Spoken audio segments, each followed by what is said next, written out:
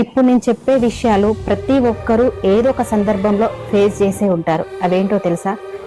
మనము మనసారా మనకి నచ్చినట్టు నవ్వామనుకోండి, పిచ్చివాళ్ళు అని అంటారు. అదే తనివి తీరా ఏడ్చామనుకోండి, పిరికివాడు అంటారు.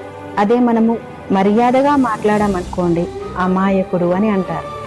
మనకున్న జ్ఞానాన్ని ప్రదర్శించామనుకోండి, వీడు గర్విష్టి అని అంటారు. తెలిసి తెలియక మాట్లాడితే తెలివి లేదు అంటారు. అదే కలుపుకోలుగా మాట్లాడామనుకోండి, వగరుబోతు అని అంటారు. ఒంటరిగా ఉన్నామనుకోండి, అప్పుడు ఏమంటారు? ఏకాకి అని అంటారు. అదే నలుగురిలో ఉంటే తిరుగుబోతు అంటారు.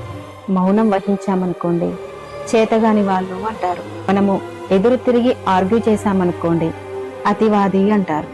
ఏది ఎక్కడ పోతే మాకెందుకులే అని చెప్పేసి అనుకుంటామనుకోండి, అప్పుడు మనల్ని స్వార్థపరులు అంటారు. అర్థమైంది కదా? మనం ఎలా ఉన్నా మనల్ని ఏదో ఒకటి అనడానికే ట్రై చేస్తారు.